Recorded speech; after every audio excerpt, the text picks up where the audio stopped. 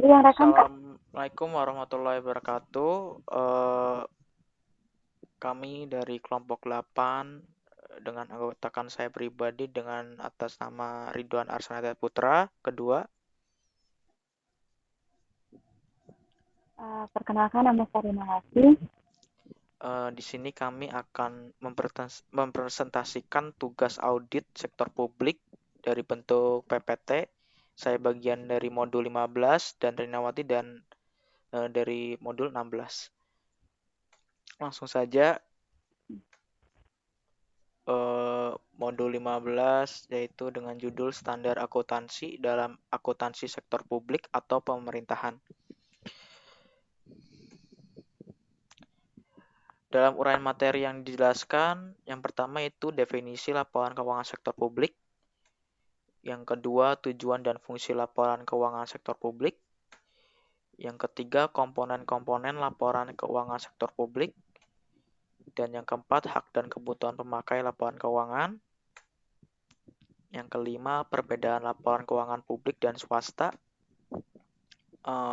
yang keenam sistem pelaporan keuangan sektor publik, yang ketujuh siklus akuntansi keuangan sektor publik, yang ke-8 teknik pelaporan keuangan sektor publik. Di sini saya nanti akan menjelaskan 1 dari 8 ini, mudah-mudahan teman-teman bisa mengerti apa yang saya sampaikan.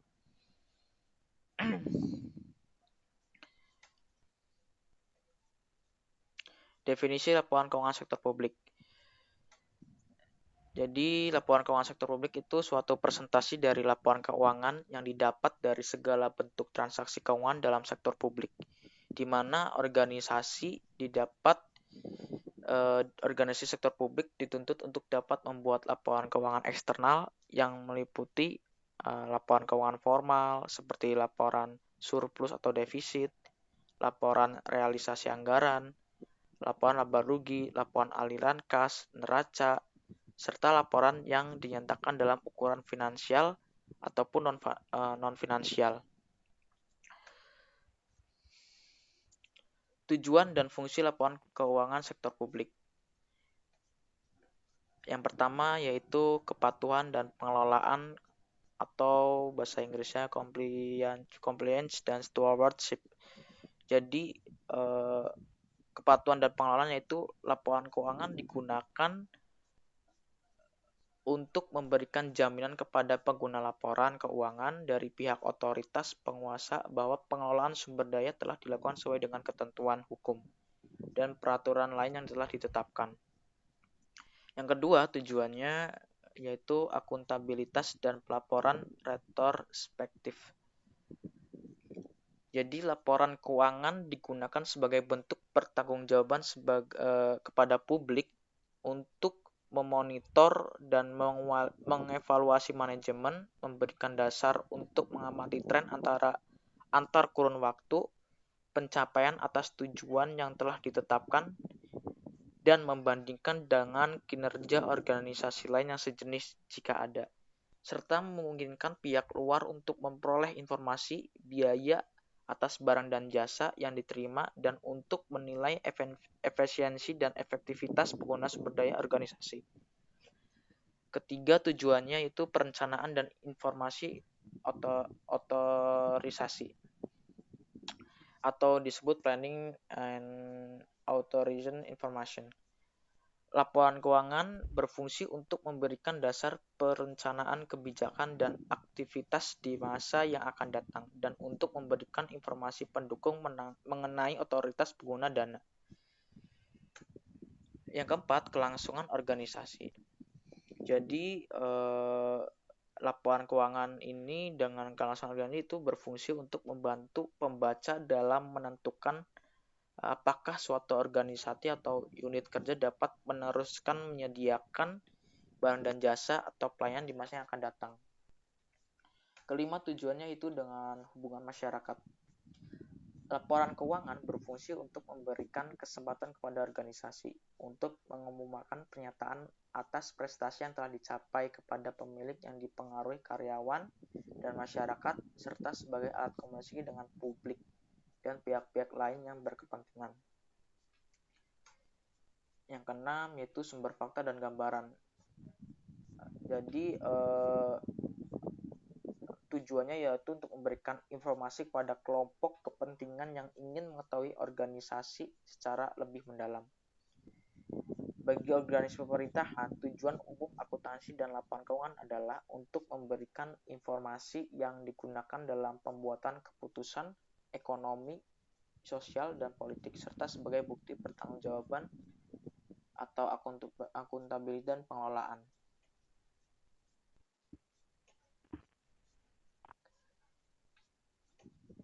Yang materi ketiga yaitu komponen-komponen laporan keuangan sektor publik. Yang pertama ada laporan posisi keuangan atau yang disebut neraca. Jadi laporan posisi keuangan atau neraca yaitu laporan keuangan yang menyajikan posisi aktiva, hutang, modal pemilik pada suatu saat tertentu. Biasanya laporan posisi keuangan itu laporan yang awal-awal yang biasanya dilihat gitu. Biasanya para investor melihat dari laporan posisi keuangannya terlebih dahulu. Jadi biasanya disajikan bisa properti, pabrik dan peralatan, aktiva tidak berwujud, aktiva keuangan, investasi yang diperlukan dengan metode ekuitas, persediaan, pemulihan transaksi non penukaran, piutang, dan transaksi lainnya. Yang kedua, laporan kinerja keuangan atau laporan surplus atau defisit. Jadi artinya adalah keuangan ini yang menyajikan pendapatan dan biaya selama periode tertentu. Yang ketiga, laporan perubahan dalam aktiva atau ekuitas neto.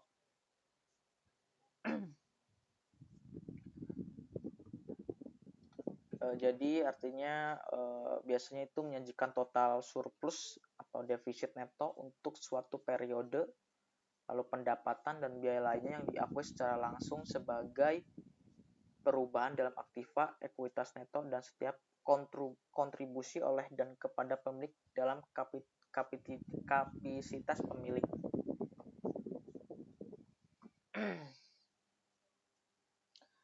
Laporan arus kas. Laporan kas ini menyajikan informasi tentang penerimaan dan pengeluaran kas selama periode tertentu. Yang kelima, kebijakan akuntansi dan catatan atas laporan keuangan. Biasanya di situ ada isi tentang menyajikan informasi mengenai dasar penyusunan laporan keuangan, dan keduanya ada mengungkapkan informasi yang diwajibkan oleh standar akuntansi keuangan sektor publik, dan ketiganya ya menyediakan informasi yang tidak disajikan pada laporan keuangan namun persyaratan penyajian wajar tetap diterapkan.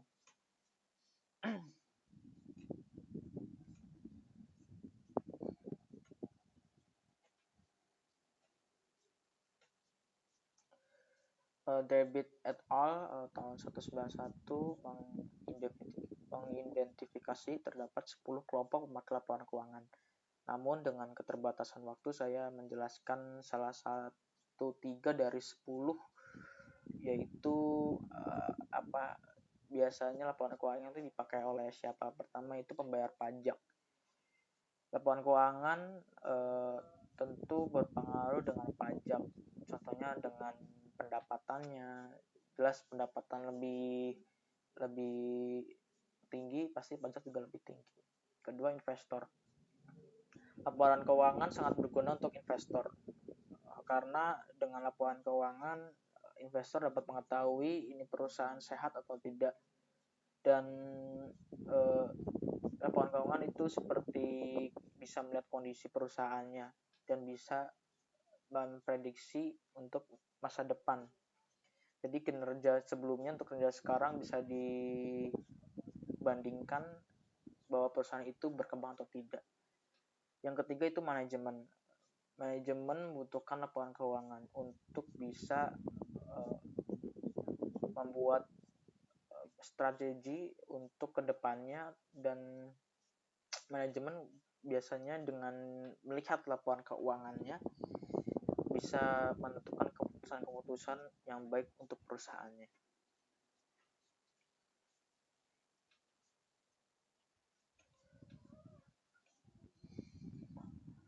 Yang keempat adalah hak dan kebutuhan pemakai laporan keuangan. Yang pertama yaitu hak untuk mengetahui. Biasanya haknya itu untuk mengetahui sebagai kita masyarakat, yaitu mengetahui kebijakan pemerintah, terus mengetahui keputusan yang diambil pemerintah. Yang ketiga yaitu mengetahui alasan dilakukan suatu kebijakan dan keputusan tertentu. Jadi untuk mengetahui itu ya untuk mengetahui kebijakan pemerintah tersebut gitu. Yang kedua yaitu hak untuk diberi informasi. Jadi masyarakat atau kita sebagai masyarakat publik itu bisa melihat penjelasan secara terbuka atau permasalahan tertentu yang menjadi perdebatan di publik. Yang C, hak untuk didengar aspirasinya.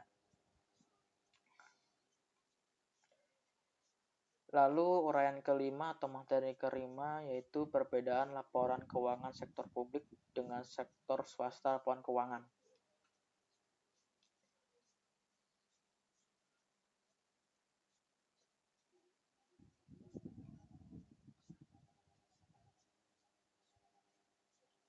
Biasanya jadi perbedaan laporan sektor publik atau bisa disebut departemen pemerintah dengan laporan keuangan sektor swasta.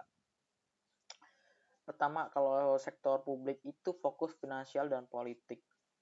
Jadi kalau sektor publik itu bukan hanya fokus finansial tapi politik juga. Biasanya politik itu diikuti dengan kebijakan-kebijakan pemerintahnya gitu. Jadi tidak hanya fokus untuk labanya aja, jadi mengikuti politiknya gitu. Kedua, kinerja diikuti secara finansial dan non finansial. Jadi perusahaan sektor publik itu tidak dilihat dengan segi finansialnya saja, tapi non finansialnya saja. Kenapa? Non finansialnya itu contoh dari kegiatan-kegiatannya, apa yang direncanakannya berhasil diwujudkan atau tidak. Jadi mementingkan untuk ke publik juga non finansialnya itu. Jadi kalau secara finansial udah jelas labanya bertambah atau tidak, rugi atau tidak, bisa dilihat seperti itu. Yang ketiga, pertanggungjawaban kepada parlemen dan masyarakat luas. Sebagai bentuk pertanggungjawaban parlemen yaitu dengan melaporkan laporan keuangan secara periode tertentu yang sudah diatur oleh undang-undang. Jadi itu suatu bentuk pertanggungjawaban. Biasanya kalau telat mengupload atau telat menyajikan laporan keuangan tahunannya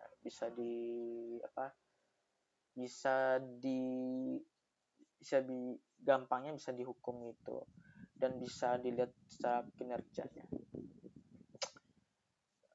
Lalu dari laporan keuangan sektor swasta, biasanya laporan keuangan dari sektor swasta itu hanya mementingkan labanya aja karena satu ini fokus finansial, tidak mementingkan sosialnya dan sebagainya. Jadi fokus dari perkembangan perusahaannya saja. Kedua, sebagian besar diukur secara finansial. Ya, tentu yang kembali lagi yang kedua sama aja yang ke satu. Jadi yang dilihat itu tentu labanya, biasanya penting profit, tujuannya itu profit gitu. Ketiga, pertanggungjawaban kepada pemegang saham dan kreditor. Biasanya di sektor swasta itu laporan keuangan itu untuk pihak eksternal seperti pemegang saham dan kreditor seperti bank-bank yang meminjamkan perusahaan tersebut uang gitu. Jadi dengan laporan keuangan itu diupload biasanya untuk para pemegang saham, agar pemegang saham itu mengetahui perusahaan yang diinvestasikannya itu berkembang atau tidak. Kalau kreditor biasanya untuk apakah masih layak untuk diberi modal atau tidak itu.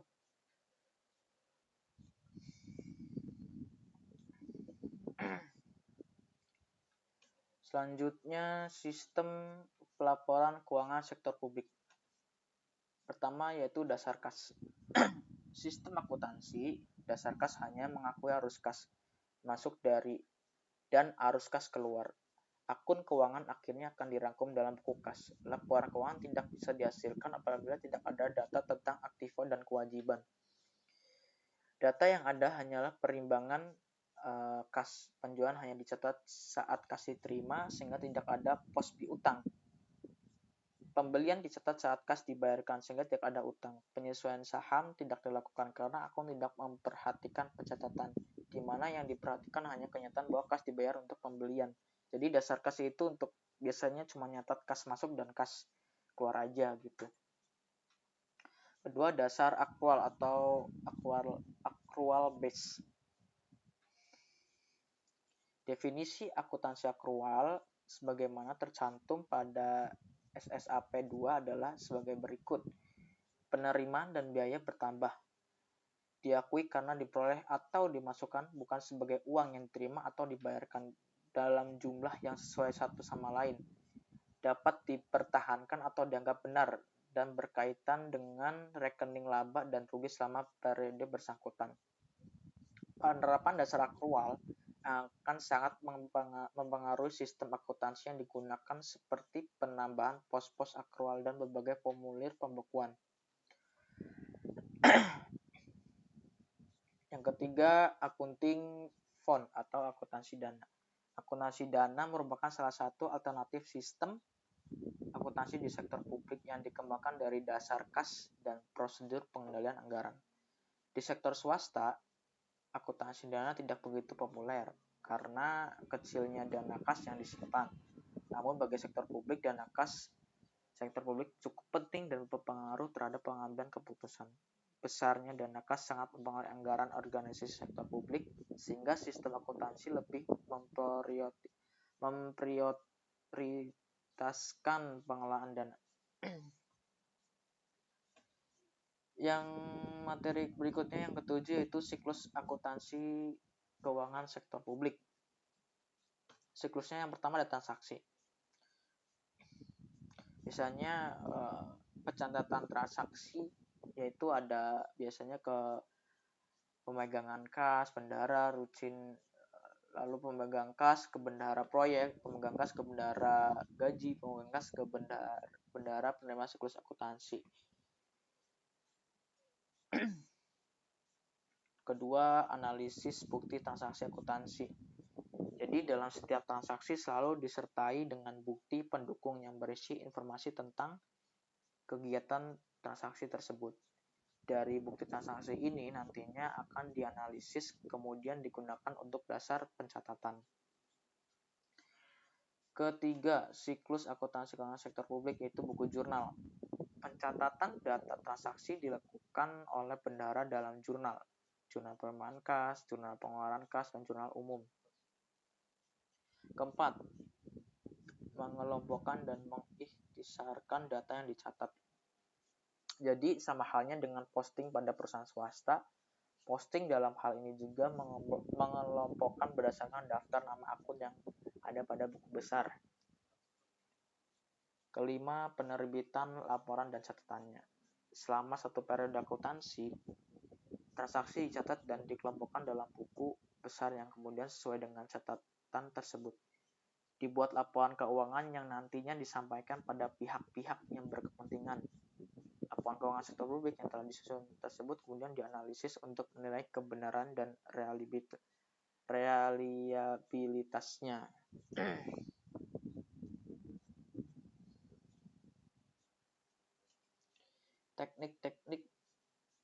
Teknik pelaporan keuangan sektor publik. Jadi ada 3 tahap, yaitu pertama tahap pencatatan dan penggolongan, yaitu yang pertama yaitu kegiatan pengidentifikasian dan pengukuran dalam bentuk bukti transaksi dan bukti pencatatan yang dicatat dalam buku jurnal. Jadi catatannya di jurnal gitu. Yang kedua yaitu tahap pengiktisaran. Jadi tahap perencanaan itu transaksi-transaksi yang sudah dicatat dan digolongkan dalam jurnal, diringkas dan dikumpulkan dalam rekening-rekening buku besar dalam jangka waktu tertentu. Buku besar dibagi menjadi buku besar umum dan buku besar pembantu. Adapun fungsi dari buku besar umum adalah mengumpulkan data transaksi, kemudian mengklasifikasikan untuk divalidasi, mencatat penyesuaian akun untuk mempersiapkan laporan keuangan. Ketiga itu tahap laporan, yaitu data akuntansi yang tercatat dalam rekening-rekening buku besar akan disajikan dalam bentuk laporan keuangan. Penyederhanaan penyusun laporan keuangan biasanya dilakukan melalui neraca, lajur, dan kertas kerja. Jadi seperti itu. Selanjutnya di modul 16 akan dijelaskan oleh Saudari Rina. Silakan Saudari Rina.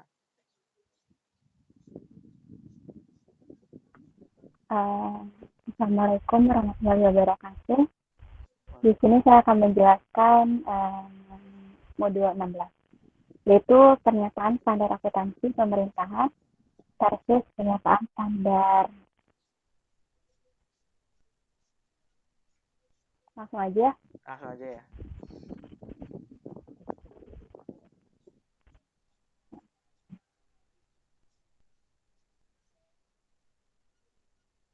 Di sini ada wilayah materinya, diantaranya ada pentingnya standar akuntansi pemerintah, lalu ada isi pokok standar akuntansi pemerintah, standar akuntansi pemerintah di Indonesia, dan pentingnya standar akuntansi keuangan.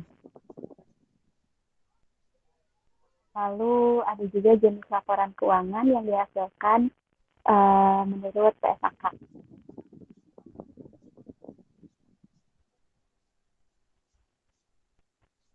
Nah, di sini ada pentingnya standar akuntansi pemerintah. Jadi jenis laporan keuangan dihasilkan menurut PSAK ada beberapa manfaat standar akuntansi pemerintahnya yang pertama ada akuntansi keuangan di pemerintah.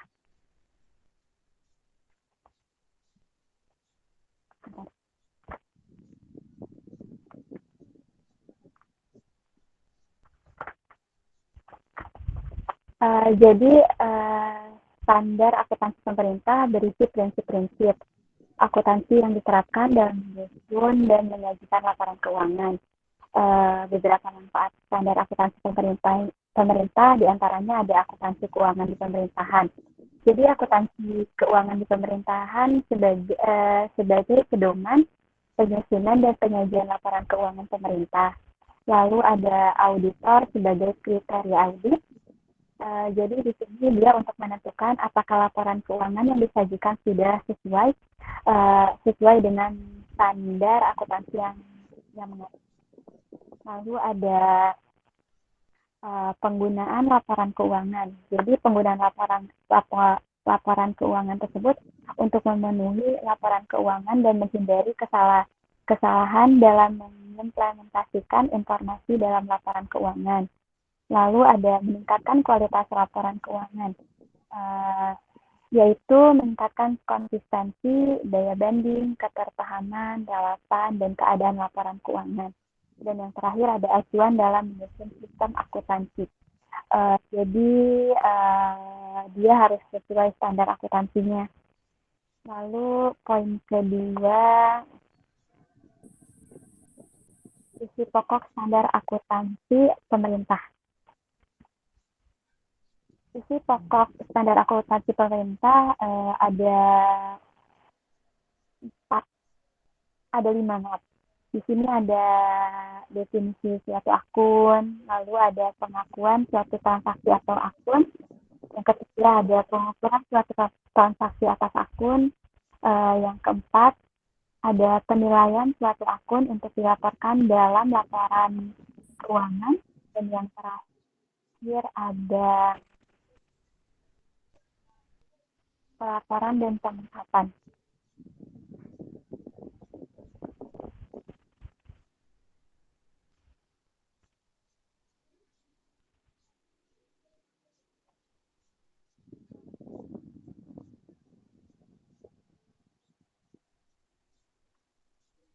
Standar akuntansi pemerintah di Indonesia. Jadi standar akuntansi pemerintah di Indonesia dikeluarkan oleh Komite Standar Akuntansi Pemerintah KSAK.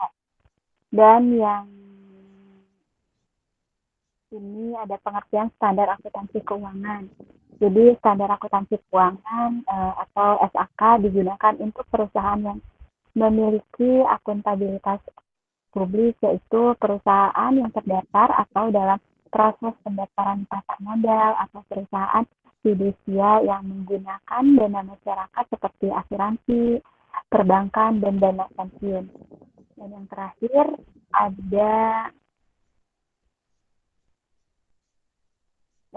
ada jenis-jenis laporan keuangan yang dihasilkan menurut PSAK. Yang pertama adalah laporan posisi keuangan. Jadi laporan posisi keuangan adalah daftar yang sistematis dari aset, utang, dan modal yang ada tanggal modal tertentu yang biasanya dibuat pada akhir tahun saja. Lalu yang poin kedua itu yang A, laporan laba rugi. Laporan laba rugi adalah intisar mengenai penghasilan komprehensif dalam suatu periode mencakup pendapatan dan beban suatu perusahaan pada periode tertentu, sehingga kita dapat mengetahui nih apakah beberapa laba yang diperoleh dan yang dialami. Dan yang poin B ada laporan arus kas. Jadi laporan arus kas itu sendiri, adanya laporan ini, pemakai laporan keuangan dapat mengevaluasikan perubahan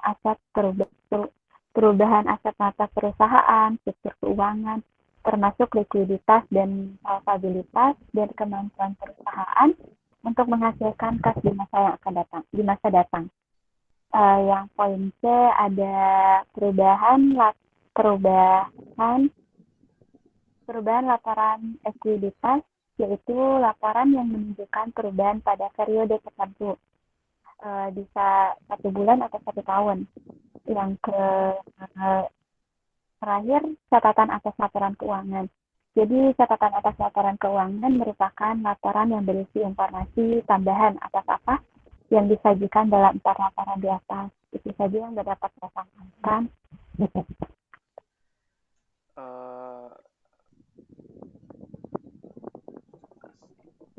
Ya, jadi demikian presentasi kami selaku kelompok 8 dari modul 15 dan 16. Apabila ada kesalahan kata atau kurangnya kesempurnaan, kami mohon maaf. Wabillahi taufiq wa hidayah. Wassalamualaikum warahmatullahi wabarakatuh. Waalaikumsalam warahmatullahi wabarakatuh.